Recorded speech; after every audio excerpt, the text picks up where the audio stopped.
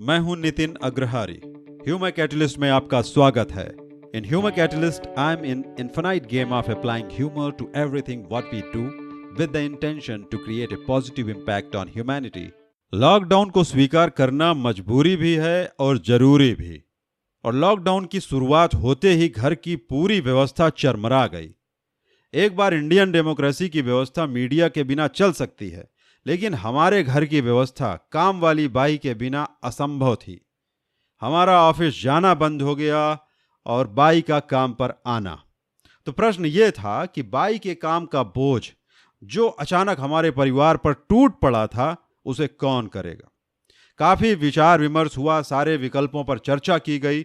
सबसे पहले हमारा ध्यान आकृष्ट किया हमारे घर के सबसे छोटे सदस्य 3 वर्षीय अव्यान ने। और सोचते ही मैंने सोचा कि वो अभी इस कार्य को करने के लिए परिपक्व नहीं है। हाँ, अगर वो कम बर्तन इस्तेमाल करे और घर कम गंदा करे तो जरूर वो कुछ सहायता कर सकता है। तो जाहिर है वो विकल्प कुछ उचित नहीं लगा, किंतु यदि वह कुछ और थोड़ा और बड़ा होता तो जरूर उसको इस कार्य को करने के लिए हम छद्म रूप से प्रोत्साहित करके कुछ काम जरूर उससे निकलवाया जा सकता था, ऐसा मेरा विचार। अब बारी थी दूसरे विकल्प की, 9 वर्ष की पुत्री अशिका की। उसने कहा कि बर्तन धोने को छोड़कर वो कोई भी काम कर लेगी। तो उसे आटा गूंथने के कार्य का प्रस्ताव दिया गया, जिस पर उसने पुनः यही उत्तर दिया कि आटा गूंथने के अतिरिक्त वो कोई भी और काम कर सकती है।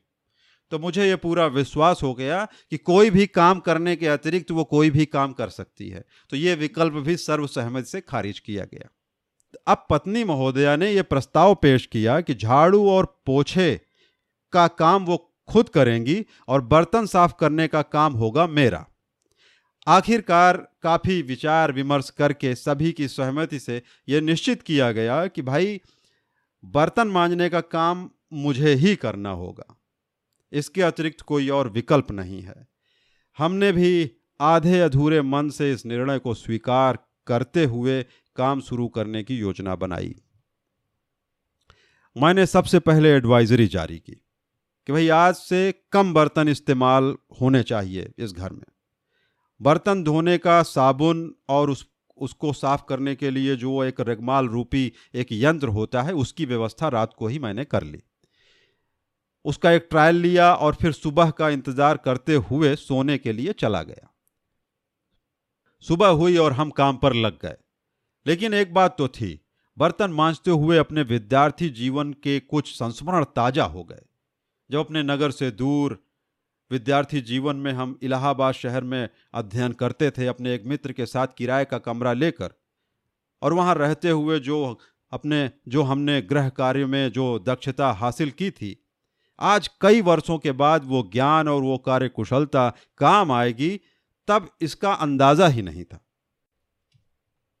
तो आज 54 दिनों के बाद मैं ये बड़े हर्ष और उल्लास के साथ आपको ये सूचित करना चाहता हूं कि बर्तन मांजना एक कला है। इससे मन प्रसन्न होता है। इसके अतिरिक्त भी इसके कई और फायदे हैं। सबसे पहला फायदा यह है कि इतना कठिन और सबसे जरूरी कार्य करने की वजह से पत्नी महोदया का एक भी ताना सुनने को नहीं मिलता। तुम कुछ काम नहीं करते, मैं सारा दिन पिसती रहती हूं, इस तरह के वक्तव्यों से आपको दिन भर के लिए छुटकारा मिल जाता है। सुबह सुबह का किया गया एक कार्य सारे दिन आपको चैन से जीने का मार्ग प्रशस्त कर देता है। बर्तनों के टकराने की गर्जना यह चीख चीख कर कहती है कि काम प्रगति पर है, धैर्य रखें। बर्तन मांजने में मैंने कई प्रयोग किए और कुछ अनुभव जरूर आपके साथ मैं बांटना चाहूंगा। मैंने सीखा कि इस काम को अंजाम देने के लिए सबसे पहले बड़ी प्लेटों को चुनते हैं, फिर उसके बाद दूसरे बड़े बर्तन जैसे कुकर, कढ़ाई, परात, भगोना इत्यादि, फिर छोटे बर्तन जैसे कटोरे और चमचे इत्यादि, आखिर में सबसे छोटे बर्तन जैसे ग्लास और चम्मच। ये क्रम मुझे कुछ दिनों के लगातार प्रयास के बाद उपयुक्त लगा और मुझे अच्छे परिणाम मिले, जिससे कम समय में अधिक बर्तन और उस छोटी सी जगह का उपयुक्त इस्तेमाल करके हम इस काम को अधिक सरलता से कर सकते हैं। मुझे पूरा विश्वास है कि यह छोटी सी टिप आपके जीवन में बड़ा बदलाव ला सकती है। और इसका दूसरा सबसे बड़ा फायदा यह है कि सुबह सुबह अपने हाथ से साफ किए हुए बर्तनों को देखने से मन भी साफ हो जाता है और आपको यह विश्वास हो जाता है कि आखिर इस घर में आप भी किसी काम के हैं। इस बात का आपको आत्मबोध भी हो जाता है। तीसरा फायदा यह है कि सुबह सुबह आपको मेडिटेशन वगैरह करने की कोई आवश्यकता नहीं है। बर्तनों के टकराने की मधुर ध्वनि स्वयं में इतनी अलग और अनोखी है, उसमें जो लय और जो सुर है वो किसी भी मेडिटेशन की म्यूजिक से बेहतर है।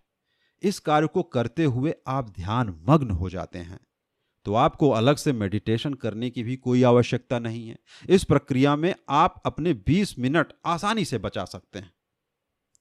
हां, अगर आप उस समय का कुछ और उपयोग करना चाहते हैं तो आप कुछ ऑडियो बुक वगैरह सुन सकते हैं या अपनी पसंद का पॉडकास्ट वगैरह सुन सकते हैं, कुछ म्यूजिक, कुछ गाने वगैरह आप सुन सकते हैं।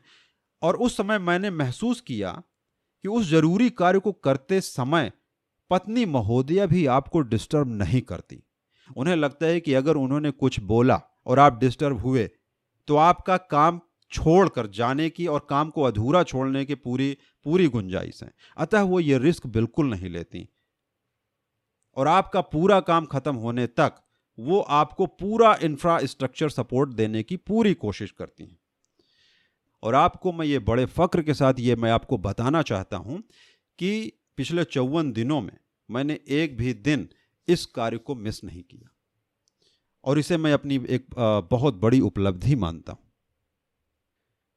जी हाँ, तो इस पूरे प्रकरण में मेरा उद्देश्य ये बिल्कुल नहीं है कि आप मेरे इस बखान को दुखड़ा रोना, फ्रस्ट्रेशन निकालना जैसे संबोधनों से अलंकृत करें। मेरा उद्देश्य मात्र ये है कि आपको ये बता सकूं कि अगर आप कर सकें तो मजबूरी को आनंद में बदलिए। जो भी काम मिला हो उसे कलाकार की तरह करिए, फिर उसमें आपको एक अलग आनंद की प्राप्ति होगी। तो आखिर में मैं आपसे यही कहना चाहता हूं कि लॉकडाउन मजबूरी है लेकिन जरूरी है, और इस मजबूरी में भी हम कुछ हल्के और आनंददायक पल ढूंढ सकते हैं। इसी के साथ मैं Nitin Agrahari signing off from the humour catalyst. बहुत बहुत धन्यवाद।